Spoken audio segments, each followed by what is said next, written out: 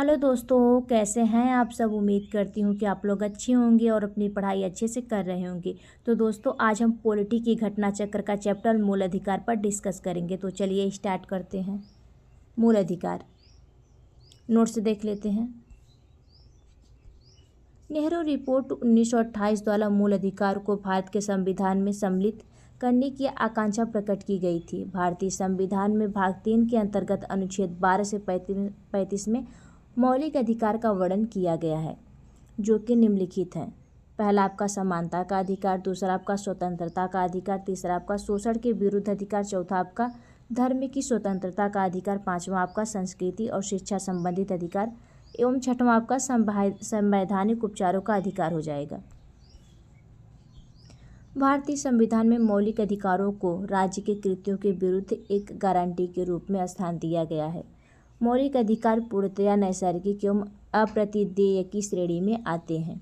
अनुच्छेद 352 के तहत आपात की उद्घोषणा के प्रवर्तन की स्थिति में अनुच्छेद 358 एवं 59 के प्रावधानों के अंतर्गत ही मूल अधिकारों का निलंबन किया जा सकता है। मौलिक अधिकारों को न्याय योग्य वाद योग्य रूप में संविधान में रखा गया है। वर्तमान में कुल 6 मौलिक अधिकार प्रदान किए गए हैं, जबकि मूल संविधान में 7 मौलिक अधिकार थे। भारतीय संविधान में दिए गए मौलिक अधिकारों की तुलना अमेरिका के अधिकार बिल से की जाती है। भारतीय संविधान में मौलिक अधिकारों के संरक्षण का दायित्व न्यायपालिका के पास है। संविधान का अनुच्छेद 14 यह सुनिश्चित करता है कि किसी भी व्यक्ति को विधि के समस्त समानता से या विधियों के समान संरक्षण से वंचित नहीं किया जाएगा। इस रूप में अनुच्छेद 14 विधायन सत्ता पर नियंत्रण लगाता है। भारतीय संविधान में समानता के अधिकार को अनुच्छेद 14 से 18 तक कुल 5 अनुच्छेदों में वर्णित किया गया है, जो कि अग्रलिखित है। विधि के समस्त समानता अनुच्छेद 14 में, धर्म, मूल, वंश, जाति, लिंग या जन्मस्थान के आधार पर विभेद का प्रतिषेध अनुच्छेद 15 में, लोक नियोजन के विषय में अवसर की समानता अनुच्छेद 16 में, अस्पृश्यता या छुआछूत का अंत अनुच्छेद 17 में, उपाधियों का अंत अनुच्छेद 18 में, अनुच्छेद 19 से 22 तक स्वतंत्रता के अधिकार वर्णित हैं। अनुच्छेद 19 के अंतर्गत अभिव्यक्ति की स्वतंत्रता सहित कुल 6 प्रकार की स्वतंत्रता प्रदान की गई हैं। अनुच्छेद 19 के 1 के क में प्रावधानित वाक्य एवं अभिव्यक्ति की स्वतंत्रता के अंतर्गत ही समानता पत्रों की स्वतंत्रता भी निहित मानी जाती है। उच्च न्यायालय ने अपने अनेक निर्णयों में सूचना के अधिकार को अनुच्छेद 19 के 1 के क में प्रदत्त वाक्य एवं अभिव्यक्ति की स्वतंत्रता के अधिकार में निहित माना है। संविधान के अनुच्छेद 19 के 1 के ख में शांतिपूर्ण एवं निरायुक्त सम्मेलन की स्वतंत्रता, अनुच्छेद 19 के ग में संगम या संघ या सहकारी सोसाइटी बनाने की स्वतंत्रता, 19 के 1 के घ में भारत के राज्य क्षेत्र में सर्वत्र आबाद संचरण की स्वतंत्रता, अनुच्छेद 19 के 1 के अंग के तहत भारत के राज्य क्षेत्र के किसी भाग में निवास करने और बस जाने की स्वतंत्रता तथा अनुच्छेद 19 के 1 के 6 के तहत कोई वृत्तीय व्यापार या कारोबार करने की स्वतंत्रता का प्रावधान किया गया है। 44वें संविधान संशोधन अधिनियम 1978 द्वारा अनुच्छेद 19 के 1 के 6 का लोप कर दिया गया है। अनुच्छेद 19 के 1 के क से लेकर 19 के 1 के 6 तक में दी गई विभिन्न स्वतंत्रताओं पर 19 के 2 से लेकर 19 के 6 तक में दिए गए विभिन्न आधारों पर निर्बंधन आरोपित किए जा सकते हैं। अनुच्छेद 20 का संबंध अपराधों के लिए दोष सिद्धि के संबंध में संरक्षण से, अनुच्छेद 21 का संबंध प्राण एवं दैहिक स्वतंत्रता के संरक्षण, जीवन का अधिकार से एवं अनुच्छेद 21 का क शिक्षा के अधिकार से संबंधित है। अनुच्छेद 22 में कुछ दशाओं में गिरफ्तारी और निरोध से संरक्षण का प्रावधान किया गया है।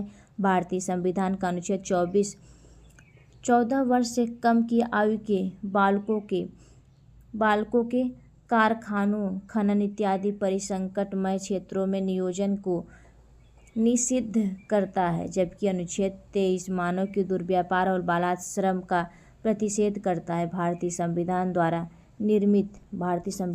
निर्मित सिविल अधिकारी संरक्षण अधिनियम 1955 के अंतर्गत भारतीय समाज में अस्पृश्यता को दंडनीय अपराध घोषित किया गया है। भारतीय संविधान के अनुच्छेद 21 में प्रयुक्त दैहिक स्वतंत्रता शब्दावली में संचरण अर्थात कहीं भी जाने का अधिकार यानी विदेश भ्रमण भी निहित है। उच्चतम न्यायालय ने जीवन साथी चुनने के अधिकार को मूल अधिकार मानते हुए इसे अनुच्छेद 21 में निहित माना है। उच्चतम न्यायालय ने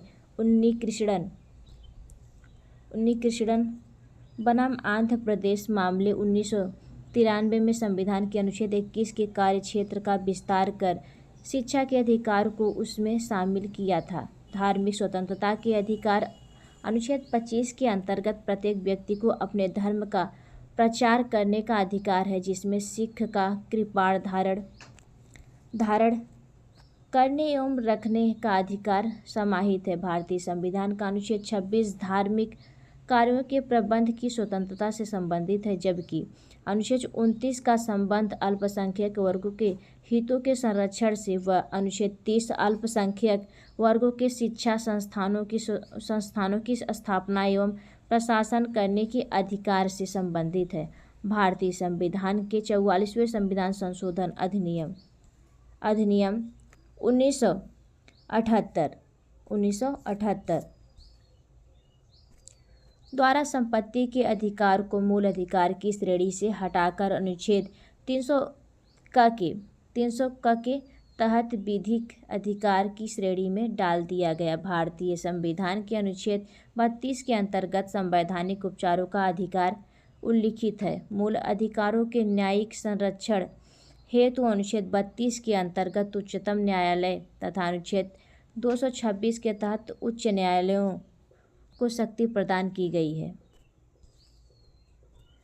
सर्वोच्च न्यायालय अथवा उच्च न्यायालय मूल अधिकारों के प्रवर्तन हेतु क्रमशः अनुच्छेद 32 एवं अनुच्छेद 226 के तहत कई प्रकार के विशेष आदेश जारी करते हैं, जिन्हें प्रादेश या रीट कहते हैं।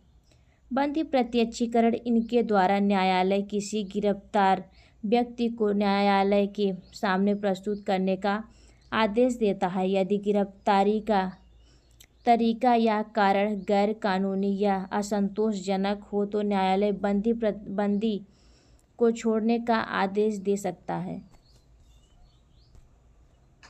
परमादेश यह आदेश तब जारी किया जाता है जब न्यायालय को लगता है कि कोई सार्वजनिक पदाधिकारी अपने कानून और संवैधानिक दायित्वों का पालन नहीं कर रहा है और इससे किसी व्यक्ति का मौलिक अधिकार प्रभावित हो रहा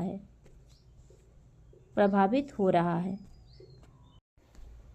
प्रतिषेध जब कोई निचली अदालत अपने अधिकार क्षेत्र का अतिक्रमण करके किसी मुकदमे की सुनवाई करती है तो ऊपर की अदालतें, उच्च न्यायालय या सर्वोच्च न्यायालय उसे ऐसे करने से रोकने के लिए प्रतिषेध आदेश जारी करती है।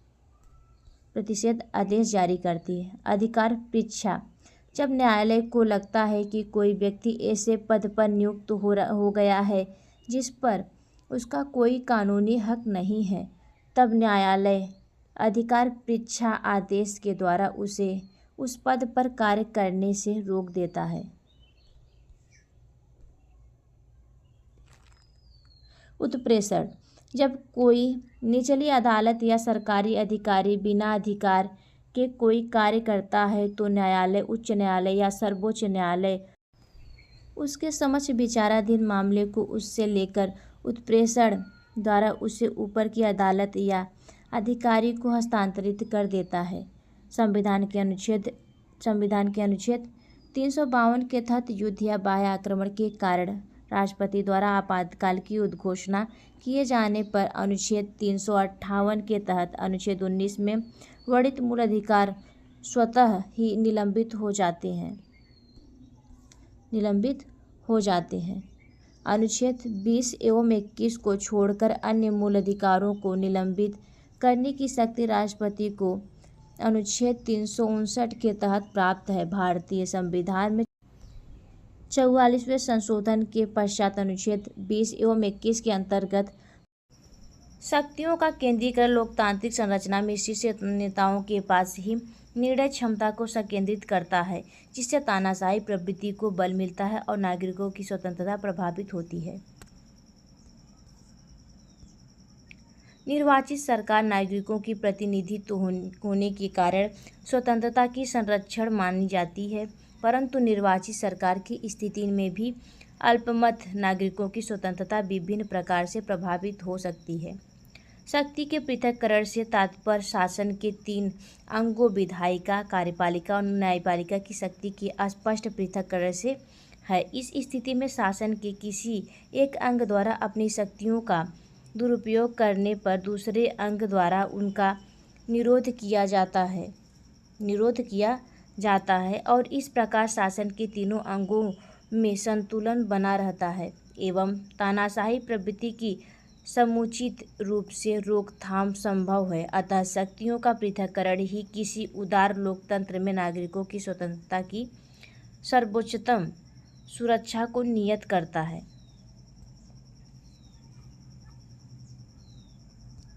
निम्नलिखित में से कौन सा एक सही है?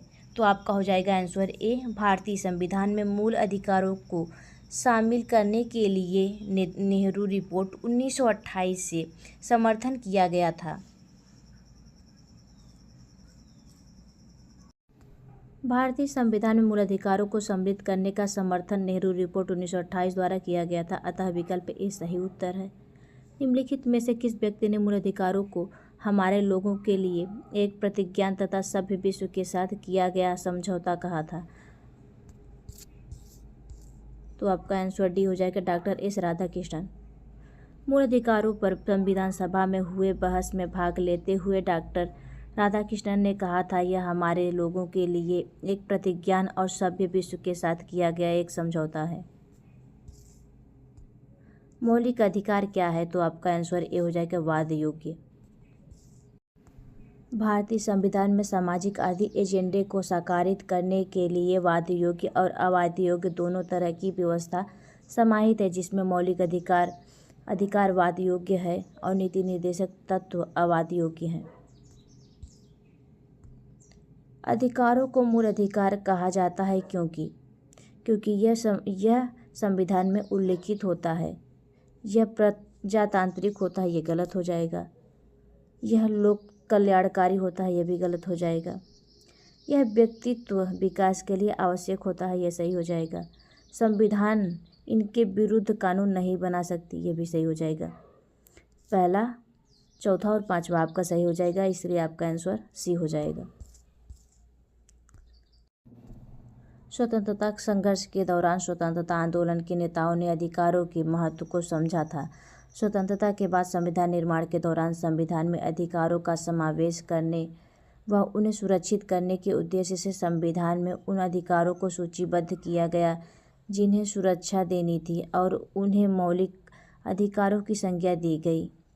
यह अधिकार अत्यधिक महत्वपूर्ण है और इसीलिए उन्हें संविधान में सूचीबद्ध किया गया। व्यक्तित्व विकास के लिए ये इतने महत्वपूर्ण है कि संविधान स्वयं यह सुनिश्चित करता है कि सरकार भी उनका उल्लंघन न कर सके। संविधान में मूल अधिकारों का उल्लेख अधिकारों के महत्व को दर्शाता है। इस अधिकारों के अभाव में व्यक्ति के व्यक्तित्व का सर्वोच्चतम विकास संभव नहीं हो पाता। संविधान के अनुच्छेद 13 के अंतर्गत यह प्रावधान है कि किसी भी अध्यादेश या अधिनियम के द्वारा अधिकारों को छीड़ या समाप्त नहीं किया जा सकता है। प्रजातांत्रिक और लोक कल्याणकारी अवधारणा शासन प्रक्रिया से संबंधित है, न कि अधिकारों से, अतः विकल्प सी सत्य है। मौलिक अधिकार, तो आपका आंसर डी हो जाएगा। आपातकालीन स्थिति में निलंबित किए जा सकते हैं।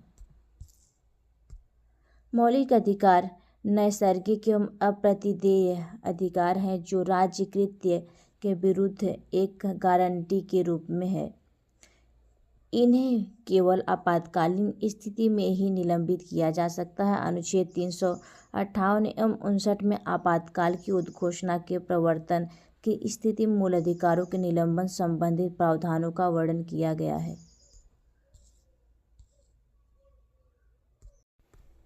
भारत में मौलिक अधिकारों के संबंध में निम्नलिखित वक्तव्यों पर विचार कीजिए। ये राज्य कृत्य के विरुद्ध एक गारंटी है, ये सही हो जाएगा। ये संविधान के भाग 3 में सूचीबद्ध है, ये भी सही हो जाएगा। सामाजिक, आर्थिक तथा राजनीतिक न्याय सुनिश्चित करते हैं, ये भी सही हो जाएगा। यह संयुक्त राज्य अमेरिका में अधिकारों के बिल की भांति नहीं है, ये गलत हो जाएगा, इसलिए आपका आंसर सी हो जाएगा। 1, 2 तथा 3। भारत में मौलिक अधिकार राज्य कृत्य के विरुद्ध एक गारंटी है। इन्हें संविधान के भाग 3 में शामिल किया गया है। यह संयुक्त राज्य अमेरिका के अधिकार बिल की भांति है। जहाँ तक सामाजिक, आर्थिक तथा राजनीतिक न्याय का प्रश्न है तो ये संविधान की प्रस्तावना से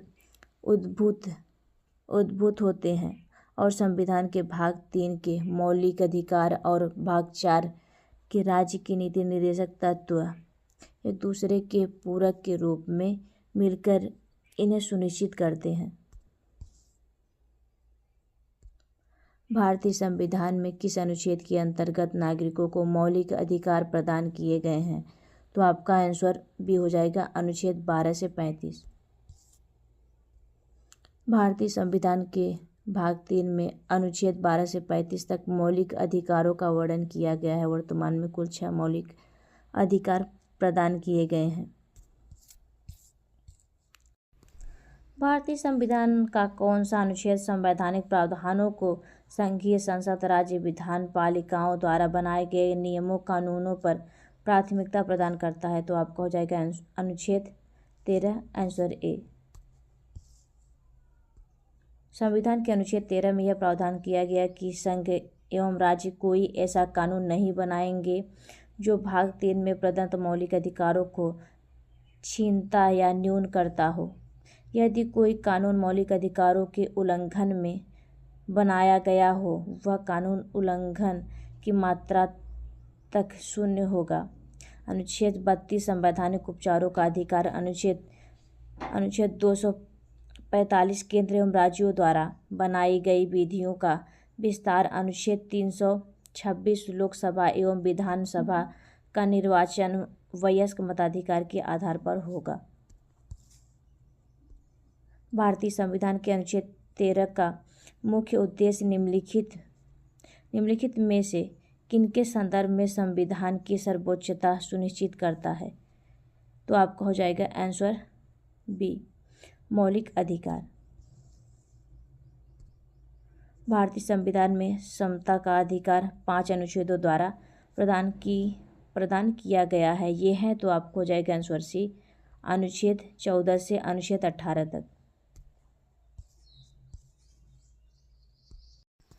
भारतीय संविधान में समता का अधिकार 5 अनुच्छेदों द्वारा अनुच्छेद 14 से अनुच्छेद 18 के तहत प्रदान किया गया है। ये हैं अनुच्छेद 14 विधि के समक्ष समानता। अनुच्छेद 15 धर्म, मूल वंश, जाति, लिंग या जन्मस्थान के आधार पर विभेद का प्रतिषेध। अनुच्छेद 16 लोक नियोजन के विषय में अवसर की समानता। अनुच्छेद 17 अस्पृश्यता का अंत। अनुच्छेद 18 उपाधियों का अंत। समानता का अधिकार संविधान के निम्न अनुच्छेदों में से किन के अंतर्गत दिया हुआ है? तो आपका हो जाएगा अनुच्छेद 14, 15, 16। इसलिए आपका आंसर सी हो जाएगा। समानता का अधिकार भारतीय संविधान के अनुच्छेद 14, 15, 16, 17 एवं 18 के अंतर्गत समाहित है। अनुच्छेद 13 में मूल अधिकारों से असंगत या उनका अल्पीकरण करने वाली विधियों के मूल अधिकारों के उल्लंघन की मात्रा तथा शून्य होने से संबंधित है। भारतीय संविधान के निम्नलिखित अनुच्छेदों में से कौन विधायन सत्ता पर पूर्ण नियंत्रण लगाता है, तो आपका हो जाएगा आंसर ए अनुच्छेद 14। संविधान का अनुच्छेद 14 विधान सत्ता पर नियंत्रण लगाता है। यह उपबंध करता है कि किसी व्यक्ति को विधि के समझ समानता या विधियों के समान संरक्षण से वंचित नहीं किया जाएगा। प्रत्येक व्यक्ति, चाहे वह नागरिक हो या विदेशी, सब पर यह अधिकार लागू होता है। निम्नलिखित में से भारत के संविधान का कौन सा अनुच्छेद कानून के समझ समानता से संबंधित है, तो आपका हो जाएगा आंसर सी अनुच्छेद 14। संविधान के किस अनुच्छेद में कानून का समान संरक्षण प्रावधानित है, तो आपका हो जाएगा आंसर सी अनुच्छेद 14। कानून को लागू करने के मामले में कोई विधान जो किसी कार्यपालिका अथवा प्रशासनिक अधिकारी को अनिर्देशित एवं अनियंत्रित विवेकाधिकार देता है, भारत के संविधान के निम्नलिखित अनुच्छेदों में से किसका उल्लंघन करता है, तो आपका हो जाएगा आंसर ए अनुच्छेद 14।